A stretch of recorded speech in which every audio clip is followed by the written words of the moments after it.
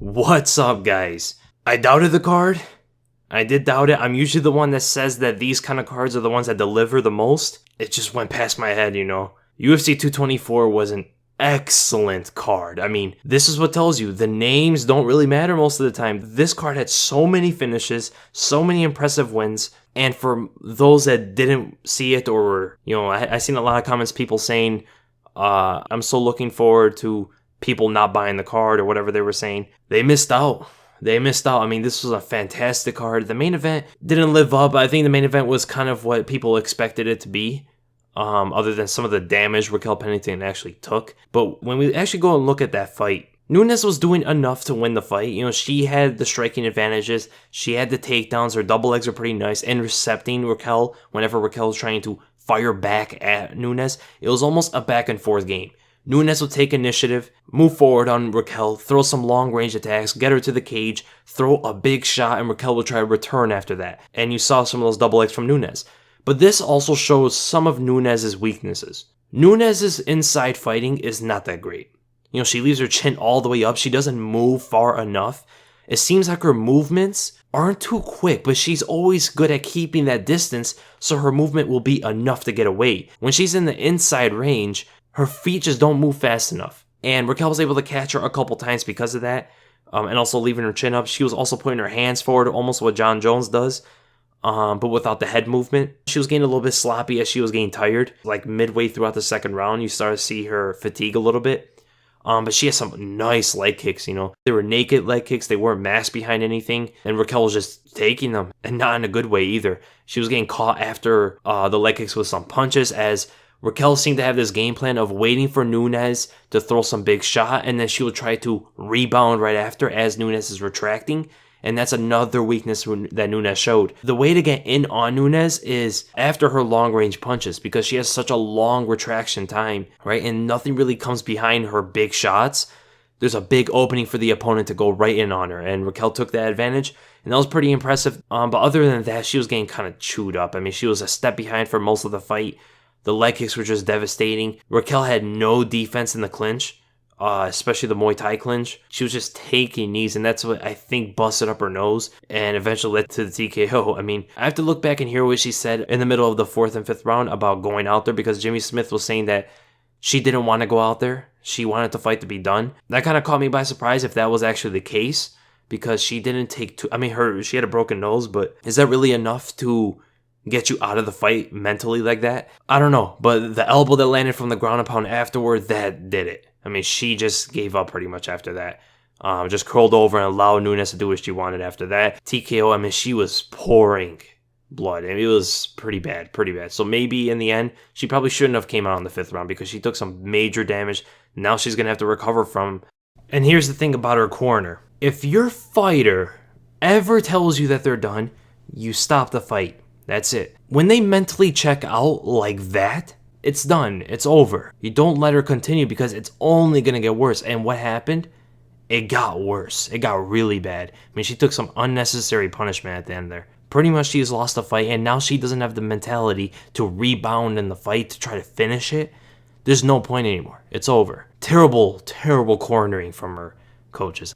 Good win from Nunes. Really good win. And for those saying they want to see her fight Chris Cyborg, I'm telling you guys, Chris Cyborg is another fighter. I don't think anyone's ever going to beat Chris Cyborg until maybe she gets old and someone's able to catch her then. But in her prime, no one's ever going to beat Cyborg. Nunes isn't. Nunes' striking game is still, I think, behind Cyborg's. But who I would like to see Nunes fight next, maybe Caitlin Vieira if she gets a win again. That's really it. I mean, can't really see anybody else. You can't put Holly Holm in there. I don't know how she's still ranked number one. That's crazy. I can't really see anybody else. Caitlin Vieira is the one in line. She's on a win streak. She's doing well in the UFC. She has the most momentum going in the division other than Nunes. So I think she should fight Vieira. And then for Raquel Pennington, that's kind of tough. I think she's going to be out for a while. I mean, that was kind of a beating at the end there. And she kind of mentally broke, it seemed like. A fight with maybe Sarah McMahon or someone around that range. If Juliana Pena comes back, that would be a good fight. So there's that. And then we go to the co-main event. Now, this fight was pretty good, but it was controversial. I will not say a robbery, but it was controversial. You had Jacare versus Kelvin Gastelum. Gastelum won by split decision, 29-28, on 2 judges' scorecards. I had a 29-27 for Jacare. I can see Kelvin winning the fight. That's why I'm saying I don't think it's a robbery. But I had the first round being a 10-8 due to the dominant grappling from Jacare. I mean, he went for the flying leg lock off the high single, able to end up on top, and then get into side control, and then get finally into full mount. He got full mount twice. He went for the armbar, and that was pretty nice. Landed some ground and pound on top. I mean, Kelvin really didn't do a whole lot in the first round, so I could see it at 10-8 under the new rules. And then the second round, of course, was Kelvin. Dropped Jacare there, and he was throwing the 1-2 a lot, and Jacare is doing a really good job of blocking it, but eventually it was going to get through because Jacare wasn't putting anything back. He was just defending the shots with the same guard. And Kelvin just had to keep throwing the same punch and just find his placement for the punch and get through that opening, and that's exactly what he did. Caught Jacare very clean. And then in the third round, I had Jacare winning that round because he landed the more meaningful strikes. Now, Kelvin has an insane chin, so it didn't really look like that. I don't know how you're going to really score that if a guy has that good of a chin, where he's just eating your shots and he's not moving from them that much. But Jacare landed the more power punches. Kelvin was landing a lot of jabs, and he was being the aggressor in the round. He was controlling the pace. I guess you could see it going to Kelvin that way. But the thing was, Kelvin showed some defensive deficiencies there. Whenever Jacare was just marching him down, going head down into Kelvin and throwing overhands over the top, Kelvin doesn't really have a good guard. He doesn't have a really good defense, other than movement. But if you're just able to walk him down and put your hands up and throw shots over the top, you're able to catch him. They were pretty sloppy shots from Jacare too, and he was catching Kelvin with some big shots, but Kelvin's chin, it's like something out of this world. I mean, he takes shots from guys like Tyron Woodley, takes shots from guys like Chris Weidman and Jacare, and just eats them like they're pancakes. I don't want to insult Kelvin there, but it came to mind. But he did show some good takedown defense rather than striking defense. He was stuffing those. But then again, Jacare's takedowns weren't the most precise. They didn't have the best timing. I mean, he was kind of just shooting just to shoot and maybe drive into the cage, maybe just close distance, back up Kelvin a little bit. But Kelvin was able to stuff those really easily. And as the minutes went by, he was getting a better timing and better feeling of doing that. But all in all, it was a pretty good fight. So who I want to see these two guys fight next? Jacare, man, he always loses the big ones. He always loses the big ones. He wins some big ones, but he loses the ones that mean the most. For Jacare, maybe fight David Branch. I think that'd be the best option right now for him. Or maybe Chris Weidman. I like the Chris Weidman fight. I've been wanting that fight for a very long time. So I would be really excited if they make that one. And then for Kelvin, it has to be a title shot. He never fought either of those guys. He just beat the top contender, the number 2 guy. He's going to go up in the rankings. He might take Jacare's spot. And he has to get the winner of Yoel Whitaker. There's no one else worthy enough. And then we go to Mackenzie Dern versus Amanda Cooper. This was shocking. This completely caught me unexpected. Mackenzie Dern still has that wild striking, but man, does she have some hand speed. Throwing that overhand right with that kind of speed, that kind of power, and just caught Amanda Cooper completely unexpectedly. And you saw what Amanda Cooper did. It's kind of amateurish, I'm not going to lie. Rookies, beginners do this in the world of boxing where when they want to throw a left hook, let's say if they're an orthodox fighter, they bring down their hand and then they throw it over the top. You don't want to do that because you expose yourself the exact same way Cooper did here. Got caught by the overhand right because there was nothing in the way of that overhand. Just her chin. The way you want to throw the left hook is just from the shoulder, right? Throw it from where you are. Don't bring back the left hand and then bring it forward to connect. Yes, it can generate a little bit more power, but it's not worth it, especially with a fighter who's coming at you in that kind of pace. So that was pretty much the downfall of Amanda Cooper right there. Kind of shocking that Mackenzie Dern was able to outstrike Cooper, who has experience in boxing. Mackenzie Dern just started MMA. She just started her striking. And the word on the street is she doesn't train a whole lot. So that's kind of shocking. Mackenzie Dern has some skills, but I doubt she's going to be a straw weight. I mean, if she can't make this weight, you have to go up to flyweight. She's a force in this division, but you can't have someone keep missing weight like that. 8 pounds, 7 pounds, whatever it is. That's too much. I mean, that's 4 or 3 submission losses for Amanda Cooper. But in her case, this did come from the striking, which is not the best case. And this also goes, I believe, for fighters that have missed weight, have gone 6-0 this year. There's evidence right there that it helps. It definitely helps not to cut all the weight. They say the last pound, the last 2 pounds is just death to get over, you know? But 7 pounds? I mean, you're not even trying, right? You're not even trying. Yoel Romero did a similar thing to Luke Rockhold, and I think Romero actually admitted that he didn't want to cut all the weight because he would have an advantage if he didn't. Might as well just get the title shot by beating Rockhold. That's a smart move. But he was coming off a shorter camp.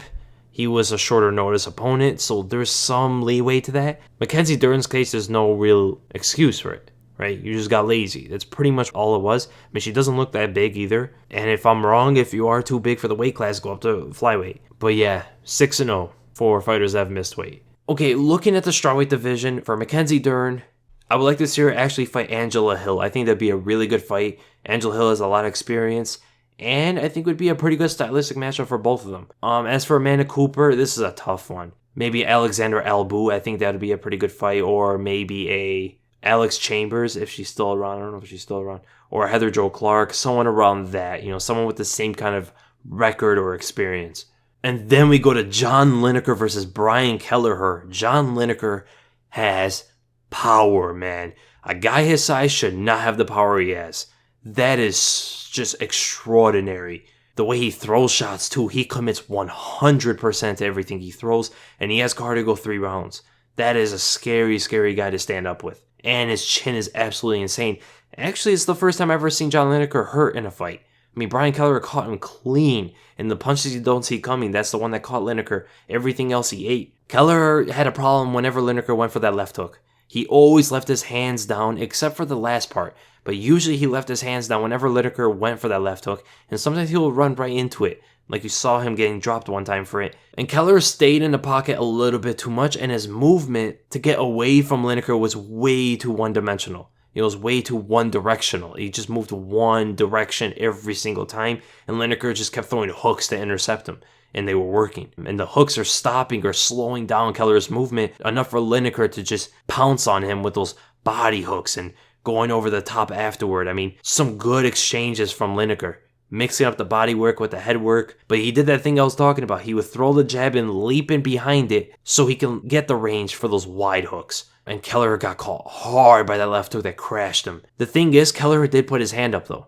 If you actually go back and look at it, he puts his hand up to block it, but the MMA gloves, it's a liability. You want to block the shots, but sometimes the hand is not covering enough. And the thing about this was, Lineker threw it at the end, right at the end of his hook was where it caught Kelleher. And the range, because it's the end of the punch, the range it covers when it gets in close proximity to Kelleher is just very short. It's getting right on the inside. And Kelleher had his hand right on his side, so it went right on the inside of the block and caught him clean. And it's just unfortunate. And John Lineker, man, this guy, some really exciting matchups for him in the future. I really wanted to see him fight Cody Garbrandt. There's some fun ones for him in the future as well. So who I want to see him fight next? Maybe the loser of Jimmy Rivera or Marlon Moraes, or maybe Rafael Sansao. Those seem like the best matchups for him. You could say Dominic Cruz, but the thing about the Dominic Cruz fight, it's just, I don't like it for John Lineker. I don't think they'll go that route. We've seen what TJ Dillashaw was able to do with John Lineker, and Cruz can follow a very similar game plan. So I would like to see Sansao or the loser of Rivera and Moraes. Then we go to Vitor Belfort versus Lyoto Machida. Last but certainly not least, I mean, wow. I want to cover this fight. I want to cover how Lyoto was able to set that up. That Anderson front kick, as everybody would want to call it. I mean, it was almost exactly the same way Anderson threw it. And almost the exact same way it caught Vitor. The fight went almost exactly the way I thought it was going to go. The first round was a complete filling out process. It was not going to be fun. I said this in the prediction video. But then the second round is where I believe they both were going to try to exploit what they saw in the first round. And that is exactly what happened. Lyoto conditioned Vitor, caught him with the left front kick to the face. Vitor crashed down hard. I mean, that chin has been touched a little bit too much.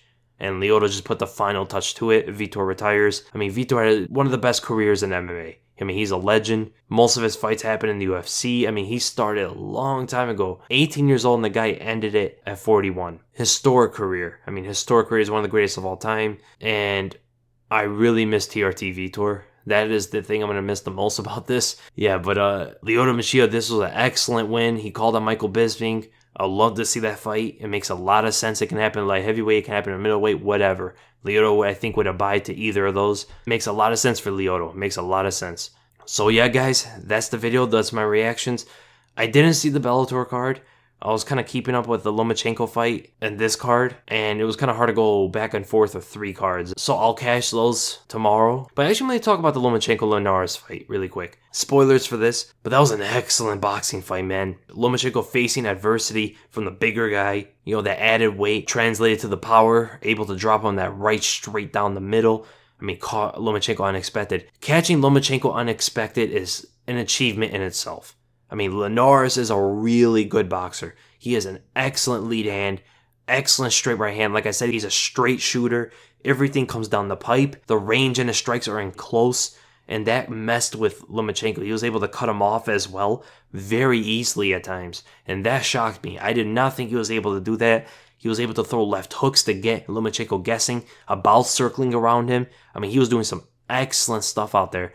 He was turning really quickly. Really good game planning. You could tell Linares really did his homework for this fight. But Lomachenko showed a little bit of his brawling side in this one. Especially staying in front of a guy like Linares who just dropped you, right? Staying in front of him, throwing shots that you don't normally see from Lomachenko. Throwing the headshots and then masked in a really quick left hook to the body. Right to the liver. I mean, it was so quick. I missed it at first. I completely missed it at first. I thought he dropped him with a headshot because how fast everything was going and the camera angle wasn't really that good. Left hook to the body drops Linares and he couldn't answer it. Those body shots put down anybody. And Lomachenko, man, he's one of the rare boxers where he gets the tough tests in the beginning of his career. Almost every other boxer, they have a padded record.